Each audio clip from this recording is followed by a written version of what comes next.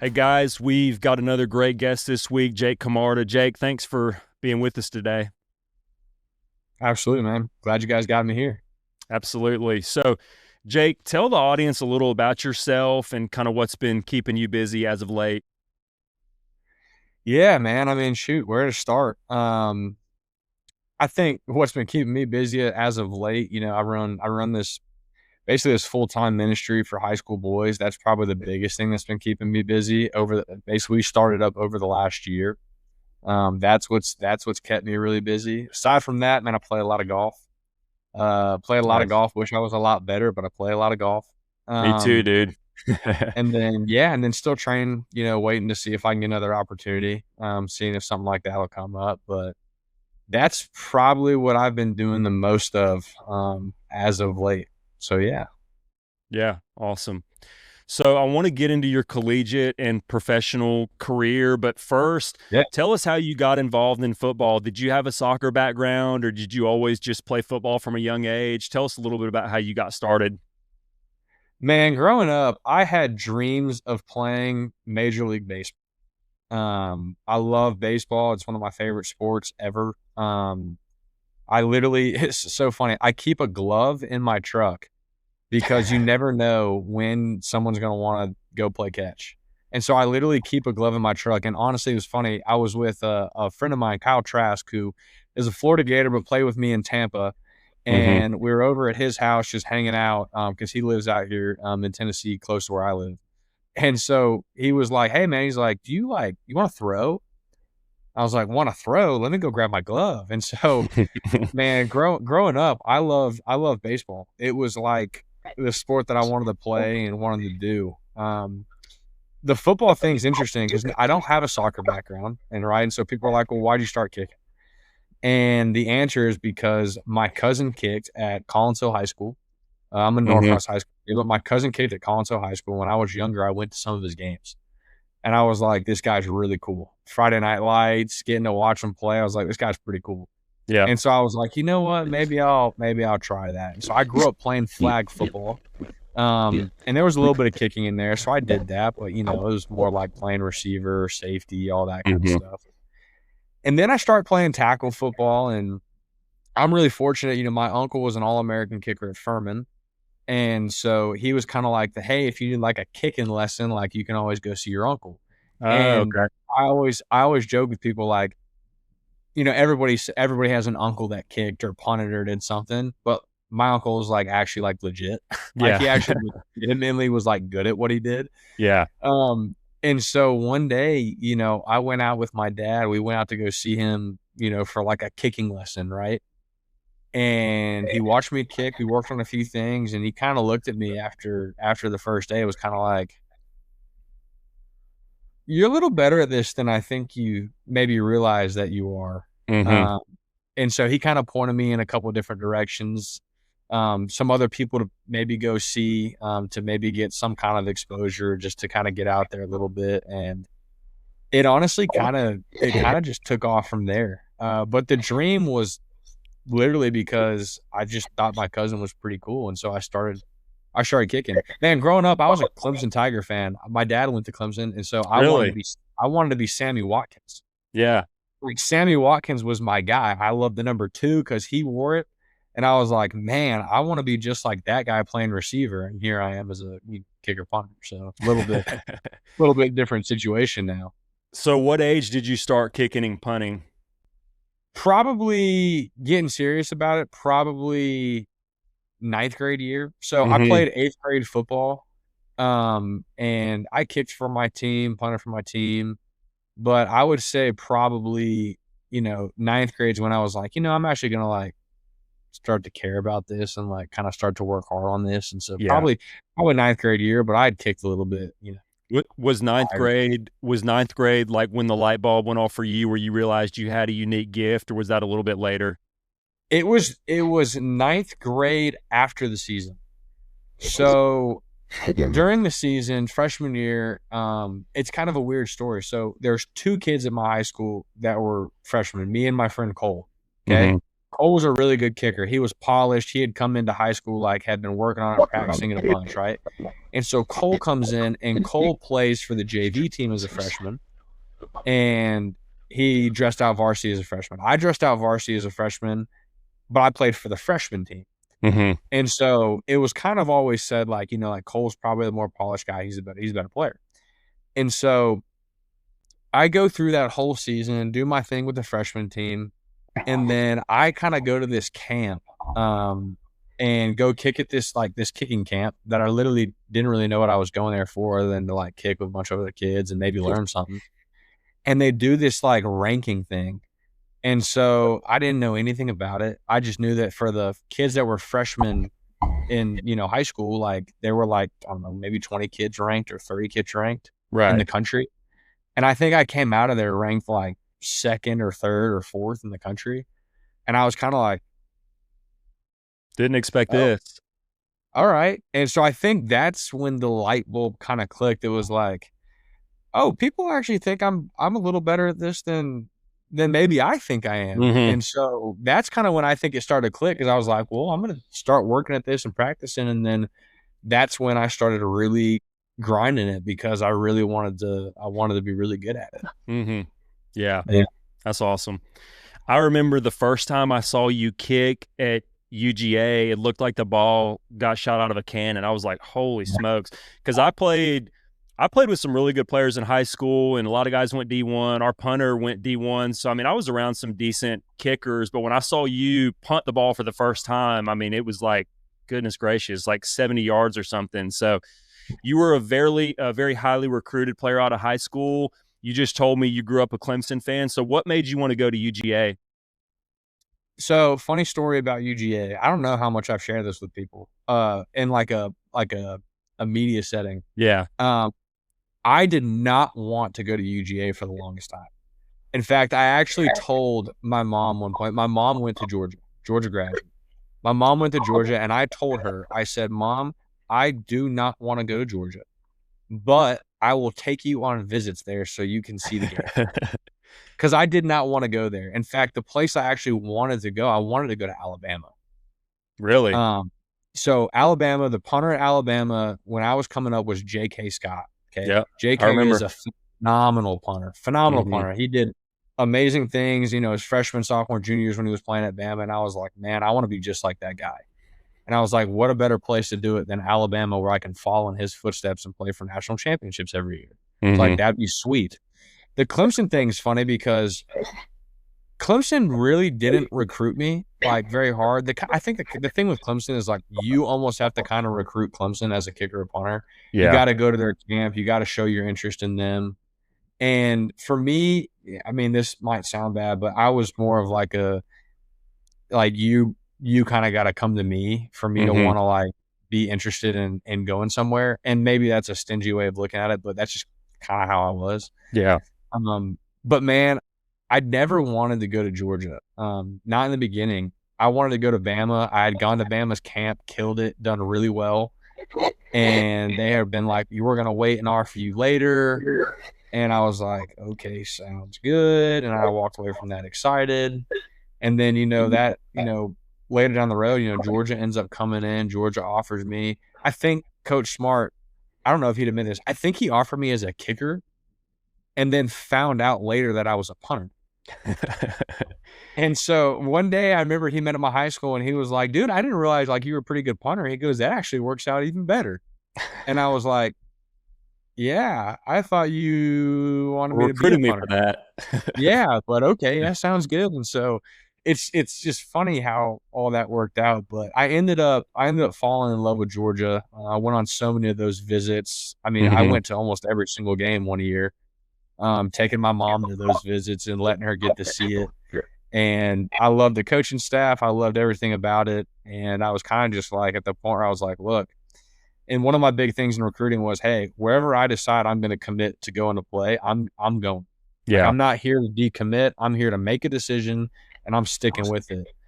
And I commit to go to Georgia and decide that's where I wanted to be. And then, of course, I get a phone call from Alabama like a week later saying, hey, we think we dropped the ball. We think we want to have you. And I was like, well, kick rocks. I told you guys, I'm finding my place and I'm going. And I Yeah. could not be here that I picked Georgia, man. Yeah. Love it. Well, it worked out really well. I'm going to get into some of your accolades and stats in just a minute, but Jake, tell the audience what Kirby Smart is like behind closed doors. Like everybody sees how animated he is on the field during games. I asked Rodrigo the same question, but tell people what Coach Smart is really like behind closed doors. Yeah, I tell you what people see is, the craze, the loud, they see all that. And that is, first off, that's super accurate. I think that behind closed doors, it's different. I would say there's almost two different sides of him. There's a side when you're playing for him, and there's a Mhm. side when you're not playing for him post Yeah. play. And I would say the side when you're playing for him, in my opinion, was it was still very like, I'm your coach, you're my player, we're gonna do things the right way. I care about you, like definitely cares about you, but it was still very like player coach kind of deal. At least in Right. my experience, kind of how I felt. Man, post football after that, it's almost kind of like he opens up a little bit more to where it's like, Mhm. man, I just want to be here for you. I want to help you in whatever way I can. It's more of a relationship style based thing where it's like, man, like I really care about you as a human and as a person. That's And cool. it's not to say that it wasn't like that when I was playing for him, right? Because he still certainly cared that way. He wanted the best Mhm. for us all the time. But there was also that side of like, hey, like I'm still your player, like I'm still your coach and you're still my player. I kind of think of it like if you've seen the movie Miracle, Mhm. and Herb, when he talks to his team, he's like, I won't be your friend, I'll be your coach. If you Yeah. want a friend, go talk to Craig, Coach Craig or whatever. Mhm. And I kind of think, okay, that's kind of a similar situation the way that Coach Smart coaches football. He's Yeah. hard, really tough, but he's doing it out of a place of like he does care about you and he wants the best for you, and that's like kind of like the formula almost to help you succeed and get to where you want to go. And Yeah. then after everything's over, like he'll be your best friend, you know? I feel like as a coach, you have to keep your players at arm's length a little bit just because you're still Mhm. having to make tough like business decisions and you don't want to get emotionally like you don't want to favor a player because you like him more, so you kind of got to keep them at arm's length to some degree. But yeah, that's really cool. So, Jake, at Georgia, you had an incredible career. You left as the all-time leader in punting average. You were first team All SEC in 20 and 21. You were the SEC Special Teams Player of the Year in 2020. And most importantly, you won a national championship in 2021. So, just talk a little bit about your experience at Georgia. Describe the championship season. What was that like as a player? Man, my experience at Georgia was awesome. I think is a great way to describe it. Obviously, we ended up winning a national championship, which is what everybody dreams of Yeah. doing. And I was actually thinking about it today. I was watching. I saw some clip on Instagram where they were talking about Coach Smart and how they haven't won a national championship since the 2022 team.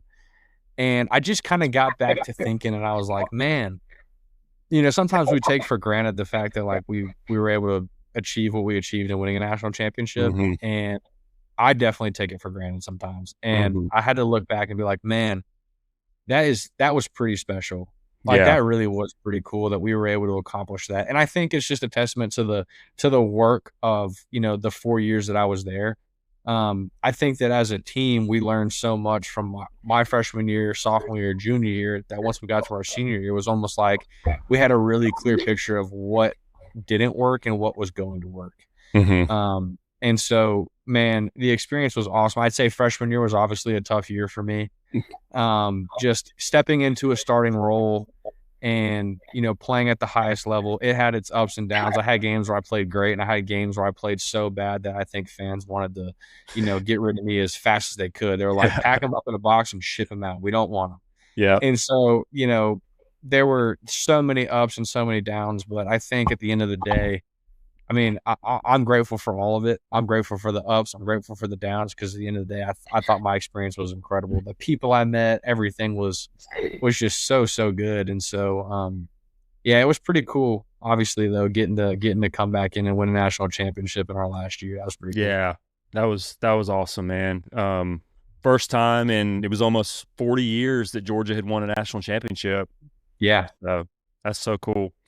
So, what are your thoughts on the team this year, kind of as a whole? I don't know how involved you are if you go to games, a couple games a year, but what are your thoughts on the team just from what you're hearing this year? I don't go. It's funny. I haven't been to a lot. I think I've been to one game since I left. Really? One of the things that stuff. I actually forgot to mention this. One of the things that stuff is while I'm not playing right now, I coach high school football, Okay. and so that is taking up a lot of my time. I kind of forgot about that. I didn't know But that. I'm coaching high school football on Friday nights, and so we have games late Friday nights. And Hmm. if I want to go to like a home game in Athens, I got to wake up early on Saturday, drive from Nashville to Athens, which is like 4 or 5 hours, Yeah. go to the game, and then drive all the way back on Sunday, and then I'm going right back to practice on Monday. And so Yeah. the travel side of it is not necessarily the most ideal for it. So I haven't been to a ton of games, but I also Hmm. really enjoy watching games at home.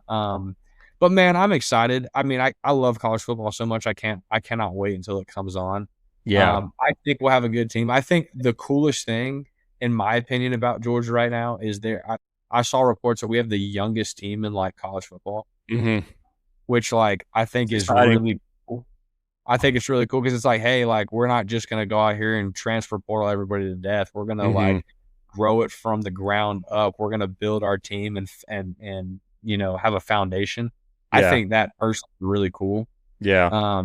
But I'm excited for it. I think we've got a good team. I can't wait to see what we do. But I'm excited for it. Yeah. Yeah, for sure. It's what, 4 or 5 weeks away now. It's right around the corner. So I'm Dude, I'm it's right optimistic. here.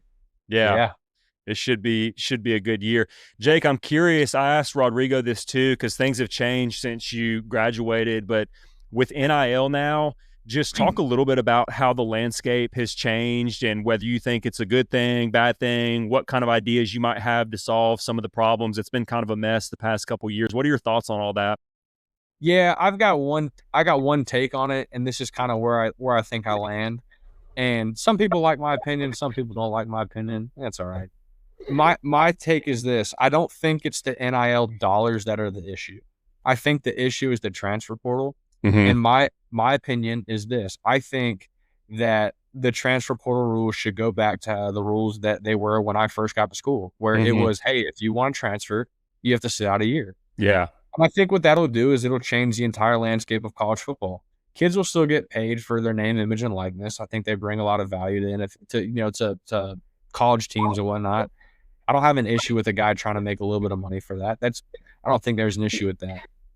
I think there's an issue with the fact that you've got kids transferring 3, 4, and 5 times, Yeah. and it's like, okay, well, there's an issue there, and now the product isn't as good, right? You're seeing guys not as developed. They're coming into systems, into games a little bit different. Mm-hmm. You might have a guy playing at, um, let's say, North Carolina, who the previous year played at Georgia, who the previous year played at Arkansas, and the previous Mm-hmm. year played at Michigan. And it's like, well, there's no development in that, and I don't think that that teaches anything really good to kids. All it teaches is, hey, when things get tough, get out and Leave. leave. And so I don't personally, I don't like that. I think if you bring it back to transfer portal rules that they were, where it's like, hey, if you choose to transfer, you can sit out a year unless you have like a extraordinary circumstance for a waiver. Now, I Mm-hmm. do understand that the waivers at some point can get a little, shaky here or there. Yeah. But I think if the NCAA were to come down and say, "Listen, you can only transfer and get approved for a waiver if it is this, this, this, or this specific reason," Mm-hmm. right? I think that would clean up so much of the landscape of college football, and all of a sudden you have kids getting developed better, and I think it would just be a much better product personally. 100%. I think the NCAA should look at hiring you as a consultant, maybe give them some ideas. They can't seem to ever put any like good ideas together. The leadership at the top of the NCAA, in my opinion, has just been really poor the last several years. Yeah, But I think as a whole, all of it is unfortunately it's going down a bad path right now. I mean, you yeah, got the total transfer portal debacle with all that's going on, and then you have the whole playoff debacle where it's like, hey, everybody's in, yeah, and then it's like, well, what's the metrics, for who can be in? Like, I don't care what anybody says. The SEC is the Mhm. best conference in football. It's not even remotely debatable. You guys hear my hour? Hey, let me see if I can get off the squawk away. Oh, you saw that? She just turned around and ran. Hey, no barking. Let's be kind. But I think when you look at like even like the playoff stuff, it's like, okay, we're gonna put teams in here that have absolutely no business being in here. And why? Because you did a good job in a conference that was really weak. Yeah, If you put Georgia in one of those conferences, they're not losing a game and they're beating everybody by probably a million. of Right. course. And so it's like there's so many issues to that and how all of that has been handled. And they're trying to say, well, we need more teams, when the reality is, and this is my opinion, look, there's probably 8 teams in the country every year that can really compete. Maybe 8, right? Yeah. The argument for 12, I don't think it's a great argument. 8 teams, I think the top 8 teams, it's honestly probably the top 6 teams, if we're being Mhm. real. Mhm. 6 teams in the country, those are like real deal. Those guys can flat out play ball. Yeah. But like, let's make it 12 or let's make it 24. 24 is It's crazy. it's a handout. It's like Yeah. saying, "Hey, I want you guys to go and achieve an average season." When I was playing, right, it was literally, we gotta go undefeated is kinda how we felt. It's like, we can't Yeah. lose a game. Mhm. And now it's like, "Oh, well, we can lose a game here, we can lose a game there, and, oh, we might be okay." It's like, no, like, we lost to South Carolina I think it was my sophomore year, or it was either Mhm. my freshman or sophomore year, and that was Yeah. a dagger. I Yeah. mean, it's just a dagger, man. It's like, Mhm. oh my gosh, there goes our chances because we didn't show up. Yeah. But it makes it worth a lot more if you make it like that. So that's kind of my opinion there. 100%. I agree with you. There she is. Yeah, but, like, a lot of people, Jake, and you've been hearing all the talking heads the past few years, like, people are now saying the Big Ten is taking over as the best conference and the SEC's falling off, and you can talk more to this, but I think what people don't understand is just the depth of the SEC and the talent concentration and how week in and week out, there's no gimmies. Like, you go play Vanderbilt, you go play South Carolina, you play a bad Florida team, a supposedly bad Florida team, they're going to have NFL players all over the field, and they're going to take their pound of flesh. And by the end of the year, that wears on you. There's a lot of attrition. So can you just talk about the depth of talent in the SEC and Yeah, what that's like? yeah, I mean, I think the SEC is just a different brand of football. Like, Mm-hmm. and it's in no disrespect to the Big Ten, because I have a ton of respect for a lot of the Big Ten teams. Like, I think Yeah. Ohio State is a fantastic football team. I actually really enjoy watching Ohio State play. I like the style that they play. I think they do a great job, right? I can't Mm-hmm. stand Michigan, so I don't even want to talk about Michigan. I just don't like them. But I think there's good teams in the Big Ten. But I think top to bottom, if you look at the SEC, I think you're looking at like elite football programs that do Yeah. just a really, really good job. Football in the South means something to people. Like, it just does. Like, Yeah. you go to the North, obviously people love NFL football. You come to the South, it is a college football run area. Like, people live, breathe, and die college football. I mean, the slogan, it just means more. Like, it just means more. Like, it Yeah. really does. Like, Yeah. it is a huge, huge deal. And so I think the talent level at both is good, but I just think that there's more in the SEC, and that's my opinion. But just, I mean, I'll put it this way: I went from the University of Georgia's locker room to the Tampa locker room. Was there a difference?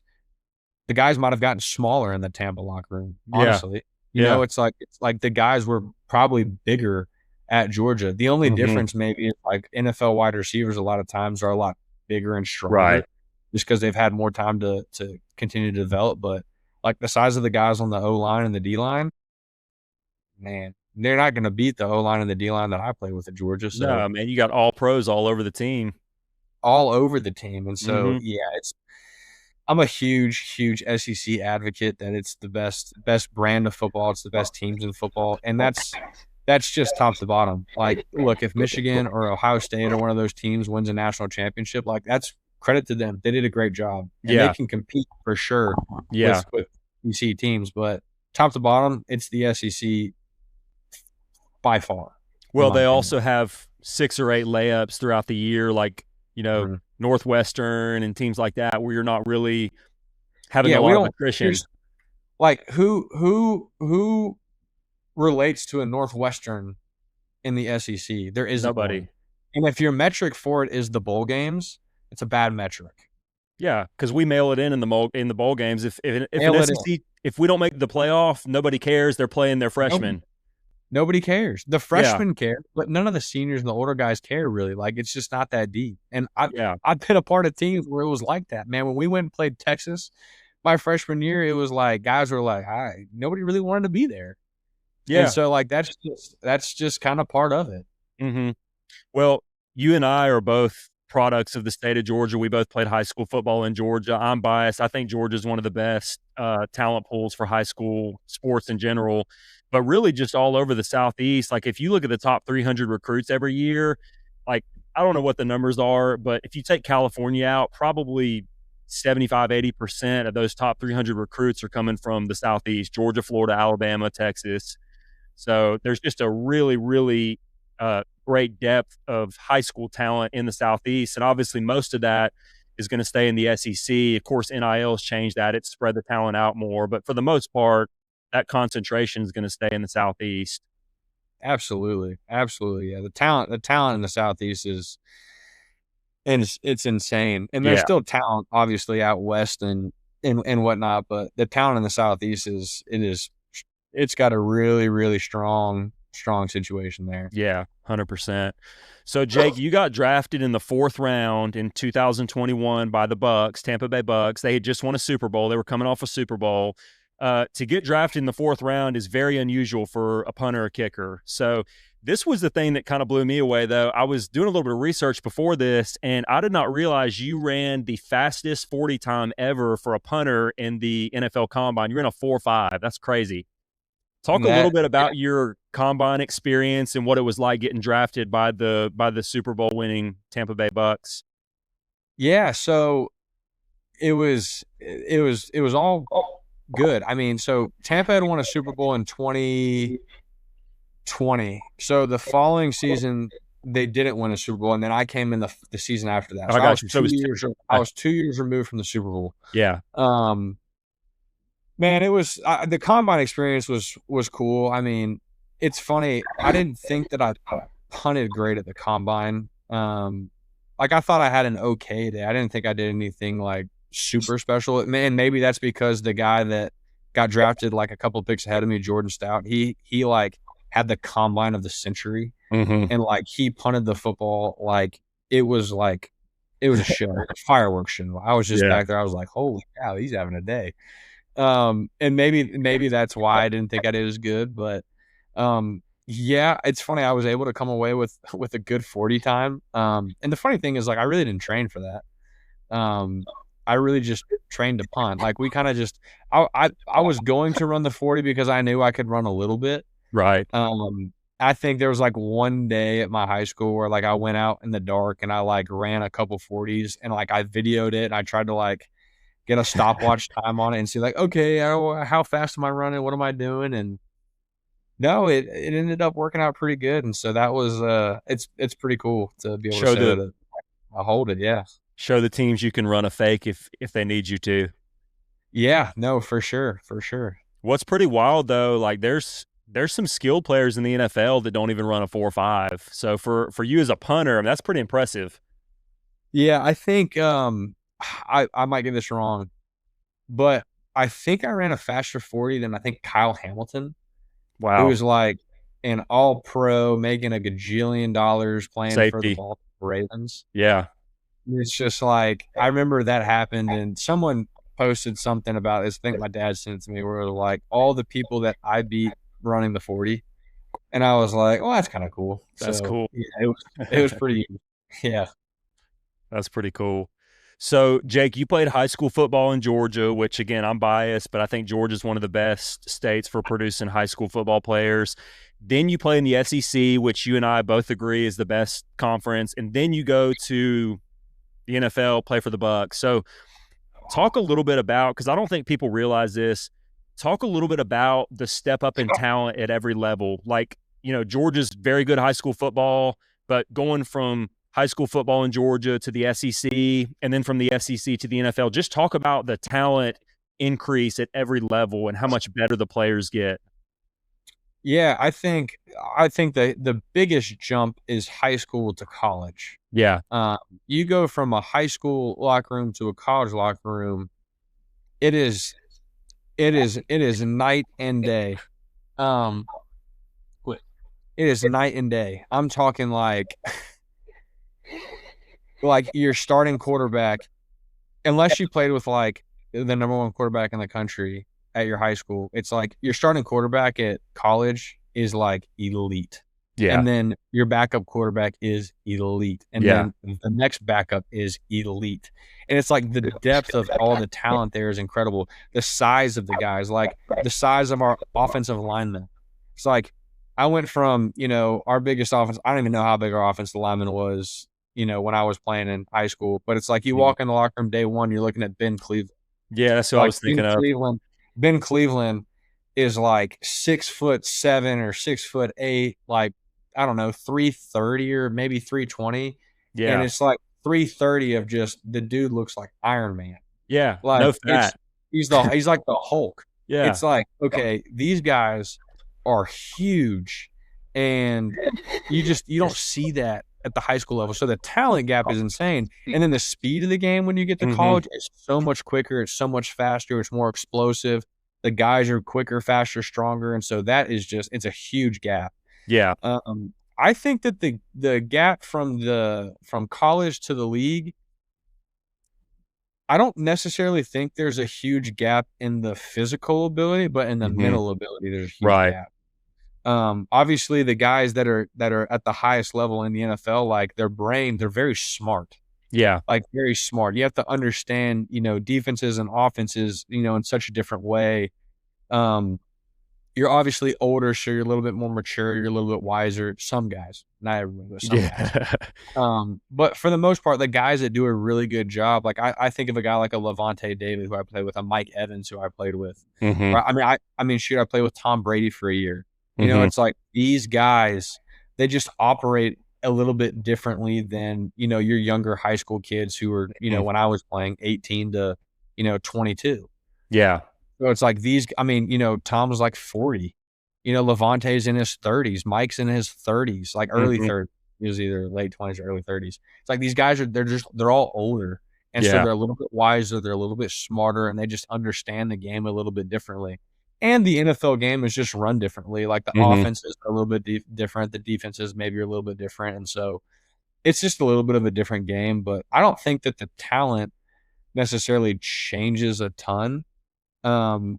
Because you're, again, being in the SEC, you're already around it. Like half the guys I play, like our entire defense at Georgia was basically all first round picks. And then all the guys you're playing against, like I punted the Jalen Waddle when we played Alabama. Well, Jalen Waddle is, one of these guys that's playing in the league. Like, okay, I've seen that before. I just, you don't feel like you're seeing anything necessarily different, except for maybe the maturity, talent level of some of the older veteran guys. That's kind of my take.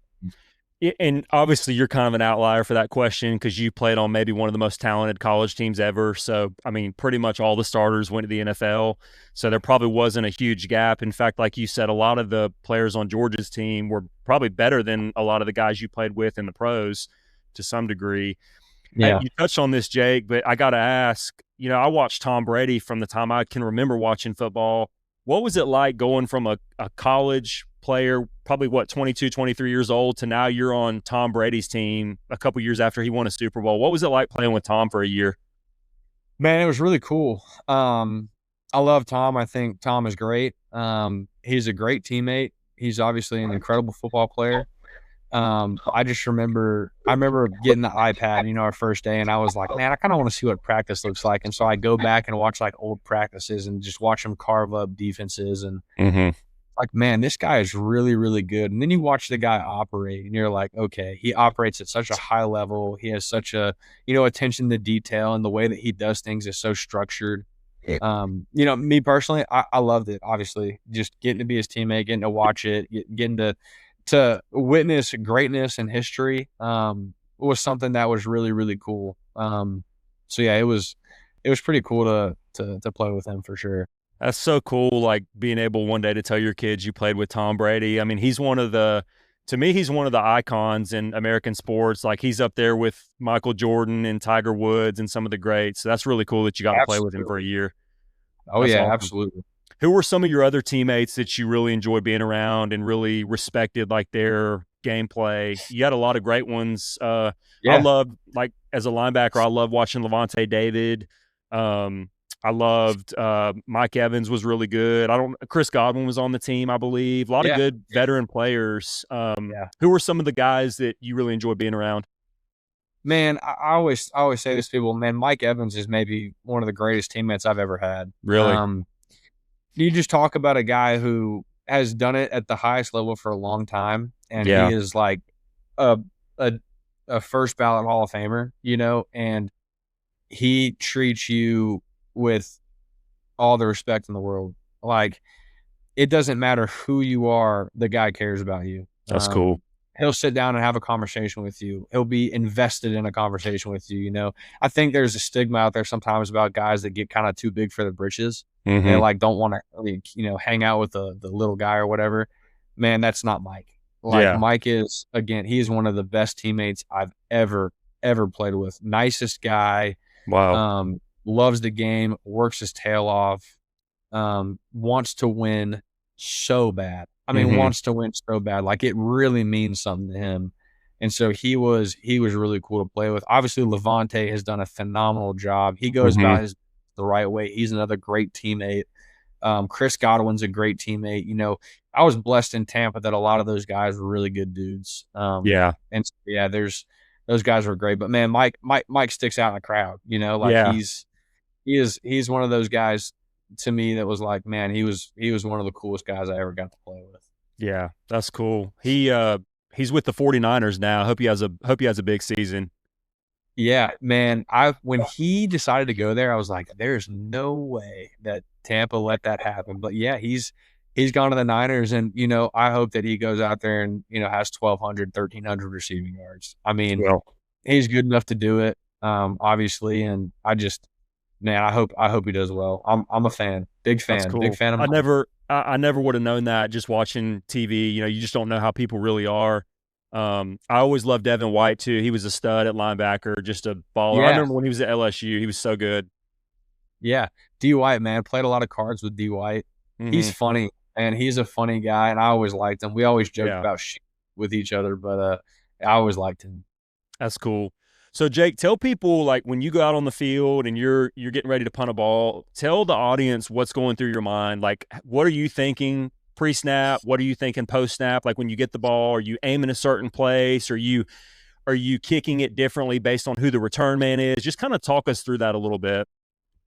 Yeah, I think usually the first thing that goes through my mind is catch the football. Yeah. I remember my first punt ever at Georgia. I walked out on the field and I was like, just catch it, just catch the football, and then we'll figure out the rest after that. But man, we go out there with a plan. Usually it's whether we're going to punt right or punt left, or if we're a Mhm. short field, doing like a pooch kind of scenario. We'll have a game plan for that. Depending on the returner, we might have a game plan. I think most of the time when I go out in the field, we're just trying to play the wind. If the wind is blowing one direction, usually we try to go that direction because it ultimately will help you hit a better ball. We don't want to Yeah. we don't want to go a direction that's going to hinder your ability to hit a consistent. Right. And so we try to go as best we can with the direction we feel confident to be able to hit a good punt. But yeah, I'm just thinking, catch the ball, get a clean mold, and get a good swing and good contact on it. I do think about the wind just to try to figure out, okay, like if it's really blowing in my face, like try to hold on to the ball a little bit longer, Mhm. just so there's less variation. If it's with the wind, it's kind of swing for the fences, like, don't go crazy, but like try to hit a pretty good ball here because Yeah. you don't get opportunities with that. So, but yeah, that's probably the big thought process. I remember we played Alabama though. Might have been it was either my junior or senior year, and they told me like don't kick it to Jalen Waddle. And I think the first punt of the game, I punted it like straight down the hash, like 60 yards to Jalen Waddle. And he returned it for a big number, but they had like a block in the back or a holding or something. And so like it like destroyed the return. And I was like, yes. Yeah. We're good. And so, yeah, sometimes they'll tell you to keep it away from guys, and you kind of just do the best that you can with it. The problem in the SEC is every return man is going to be a stud for the most part. Like you can't. I mean, at some point you kind of just have to kick it to them and hope your cover team is good. Yeah, my philosophy is as a punter, and if I were ever like a special teams guy, it's you can't like coach it scared. Yeah. Like I understand like Jalen Waddle is a good like he's a guy who like I would be a little scared of, because he is unlike anybody you play. But like for most guys, like at the end of the day, like he's gonna have the ball at some point, and at some point you're probably gonna have to make a play. So yeah, you can either try to play super scared, or you could play a little bit aggressive and just trust your guys that you have, and then try to go make a big play. And then a big punt, in my opinion, is an explosive play. Yeah. And so you can have an explosive play on the punt team, in my opinion. 100%. Yeah. I was watching Pat McAfee the other day, and of course he was a great punter in the NFL, but he was saying as a punter, there's kind of a no man's land you don't want to get stuck in, like because somebody's going to come and waylay you basically. So as a punter, like were you pretty much always going to hang back and just pray they didn't get to you, or were you trying to go up and put your nose in it? What was your thought process if the return kind of broke loose? It depended on the punt I hit. Yeah. So if I hit a ball, like let's say we were supposed to go right and I hit it down the middle of the field, man, I was strapping up as I'm running down the field. I'm like, I'm gonna have to make a tackle. Yeah. Because I knew I didn't do what I was supposed to do. So I was like, I'm gonna have to fix it now. But if I hit like a good punt with good direction, with good hang, good distance where I wanted it to go, I was probably going to admire it longer than I would the one that I didn't hit good. Usually if I don't hit a great punt, I'm going down there with the mindset like, okay, I'm probably going to have to make this tackle. So I gotta kind of find a good position to be in. So yeah, it's a little bit of both. You hit a good one though. It's like you hit a good 9-iron shot. You're just going to sit back and admire it and let the other 10 guys do their job. It's going to be a slow jog and a long watch. Yeah. I'm going to watch it. I have a video of AJ Cole punting in a game. He punts for the Raiders. I'm not like this. He hit a punt and he just stood there and just watched it. And the second that guy caught it, he started his little trot. And I was like, I strive to be there one day. That'd be pretty cool. But yeah, it's definitely, you definitely admire the shot sometimes. Yeah, for sure. So Jake, I want to pivot real quick. You're involved in a ministry. We were talking a little bit before this, and you were telling me that you're very involved, and I've seen some of your posts and videos on Instagram and stuff. Can you tell the audience a little bit about the ministry you're involved in and kind of what you guys do? Yeah, for sure. So my wife and I started a ministry called Who Am I Ministries. We go by WAI for short.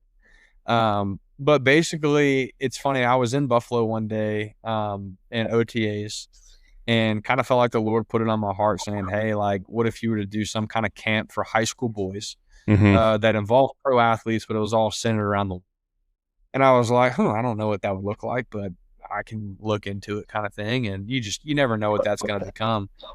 And so we kind of sat down and started thinking about like, okay, what could this be? And ultimately what we did was we created a nonprofit to run under, and we've created a camp for high school boys to go to, where it's like a church camp, but your small group leaders are guys who play in the NFL or who have played in the NFL who love the Lord.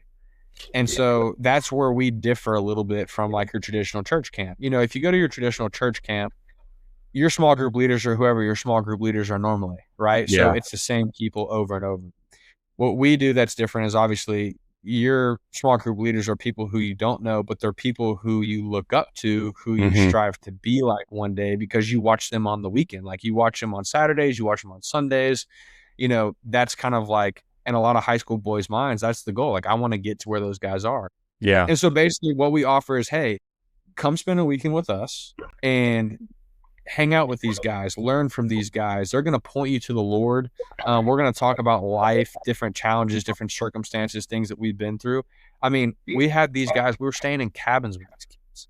You know, it's literally it's an experience that I don't think a lot of high school boys have ever really been offered on the scale that we did it. I mean, we had, I think it was 13 NFL guys that Wow. were at this camp that That's basically awesome. set aside a weekend to say, "Hey, I want to spend time with these high school kids and help lead them and guide them in life and their journey and their walk with the Lord."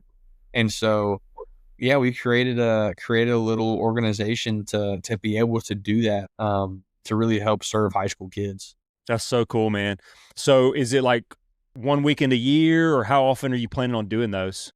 Yeah, so this past year was our first year doing it, Okay. which you sit here and say, well, it was kind of like a trial run almost. But man, the feedback we got back was incredible. We did it one weekend this past year. We do it a Friday night, Saturday all day, and then Sunday morning. And we're planning on doing the exact same thing next year. We're actually talking to the campsite, a couple of different campsites about how we want to do it, where we want to do it, what the dates could look like. A lot of kids' feedback that they said they really wanted it to be longer. We're trying to find ways to make it longer, but we get a little bit pinched on the campsites because most campsites have summer camps that they do during the week. Yeah. And so the weekend works, but it's harder to get in there earlier on like a Friday. Yeah. But we're talking through a few different things with different campsites and places to try to see what we can do, what we can make work. But we will be doing it again next summer. And yeah, it's gonna be super cool. We're super excited for it. And it was a hit based on the response from the kids and even the leaders. So kids loved it. They had a great That's time. awesome. That's so cool. So how many kids did y'all have involved, and how tell me about the leaders. I know you said 13 NFL or former NFL players. How many kids Yeah. did you have, and how many do you want to have like going forward? Do you want to grow it more? Yeah. Oh, for sure. So our first year is funny, man. We had no idea what to expect. We had lofty goals and expectations to reach a ton and a ton and a ton of kids. But at the end of the day, when we go out to market this and say, "Hey, this is what we're doing," we have no video, we have no Hmm. testimonials. We basically have nothing but our word, right? And it's Yeah. kind of hard to get people to understand and really buy into something that's just your word. And so we had 23 kids that showed up to our camp with Awesome. all those leaders, which was really cool because it was almost a blessing in disguise, right? We had desired to have more kids, but with it being less kids that were at the camp, it became that much more intentional. So Hmm. now you're getting super close one-on-one time. We had enough leaders at this camp paired with we had all these NFL guys who served as leaders, and then we had a bunch of other leaders as well. We had enough. We had a 1-to-1 ratio leader to kid. And so it was like one of the most intentional weekends where we met in small groups of like no more than 4 or 5 kids. Hmm. And so we're sitting here diving into the scripture, diving into the word with these kids. And they're like, it's not like I can just go hide in the back. You Yeah. know, I think some kids go to a summer camp, they go there to have fun, which is great. Like we had a ton of fun. We played laser tag, we jumped in the pool, we swam, we played spike ball. You're playing soccer with NFL kickers, we're playing wiffle ball. I mean, we had a great time. But when it came to like time to sit in small groups and really talk about the word and dive into like some real stuff, you Hmm. couldn't just sit hide in the corner. Like you were Yeah. going to be front, center, and present in it. I think that was something that was really cool. And so we had a smaller camp this past year, but next year we're going to expand it for sure. Hmm. I don't know exactly how many we're looking for. I think we're going to set a hard number. I think it's either going to be I don't want to speak too soon. It's either going to be like 50, 75, or 100 that we're going to say this is what we're going to do. Okay. But we're still talking about it with our team. And once we figure all that out, obviously we'll blast it all out there on socials and stuff That's and awesome, make sure man. people. But the cool thing is, um, the kids just had a blast. I mean, we had kids show up to this camp that like they were forced by their parents to be there. Like they did Mhm. not want to be at this camp. And they walked away from it saying, "Man, I can't wait to go back and I can't wait to tell a friend about it because I want That's to have my awesome. friend come." That's And awesome. so it was really cool. And now I got the video to show people like, "Hey, this is what we actually did and like here's what it is." And so we'll be doing it again, and it's a really really unique experience for high school boys, and so I think it's really cool. Man, if I was a high school boy, I'd be all over that. That sounds awesome. Yeah, man, it was. I mean, again, it was really cool. I mean, these kids are, forming relationships with these NFL dudes that they hadn't really known or met before, and now they have Yeah. someone who they can look up to, that not only are they looking up to them on the field, but they're looking up to them in the faith category of saying, Yeah. "Man, the thing that makes this guy different than the rest of everybody else is the fact that he loves Jesus and Yeah. he's living his life for the Lord, and he's devoted to that. And if you took everything away from him right now, you took football away, you took his house away, you took his cars away, he'd be okay because the one thing he built his life on is on Christ." Yeah. That's And that's awesome. the coolest thing, that these kids get to experience and see that in people who they strive to be like. And so Yeah. it's, I mean, I get fired up talking about it. You can probably tell I get Yeah. excited, but man, I just love it, man. I really do. It's really exciting, and it sounds like it's something that is scalable. Like, you can make connections with players in different cities all over the country and have a big weekend where you do it all over the place. It sounds like something that's really scalable down the line. So that's Yeah, for awesome. What sure. a cool ministry. Who are some of the players you had participate, Jake? Okay, who are some of the guys? Obviously, we had Nathan Carter, running back for the Falcons. He spoke on our night one, and by the He's way, awesome. he is awesome. Awesome is a great way to put it. I mean, that might not describe him well enough. That guy is incredible. He loves Uh, Jesus, man. Like, I see some of his oh, posts oh, sometimes, and I will literally DM his post to myself just so I can go back and reread it because it's so rich. I'm like, this guy should be a dude, pastor. dude, he is sharp as a tack. And I tell Yeah. you what, Nathan Carter will be a pastor one day. Yeah. I'm telling 100%. you, he's sharp as a tack. He's incredible. Other guys we had, Evan McPherson was there. Evan's like my best friend. He was Hmm. able to be there. Cool. Cameron Little was there. Obviously he's starting to gain a big following. Ryan Suckup was there. Obviously, I got a bunch of kicker friends. We had Will Shipley running back with the Eagles. He Hmm. can. Cameron Rucker's a DN with the Ravens. Trying to think who else we had. We had a bunch of guys. Matt Overton ended up being able to be there. Scott Daly was another guy. He's a long snapper. Anders Carlson was a kicker for a long time, played at Auburn, played with a few different teams in the league. So we had just a great group of guys. And again, I tell you what was super cool was, like, man, the day we got there and the second we got things kicked off and rolling, I mean, these dudes are like you sit here and think like, "Oh, they're NFL guys, are too cool for school." No, dude. I mean, like, we Hmm. got shirts, skins, soccer going on. And, like, you got I mean, Cam's out here playing soccer like it's the World Cup.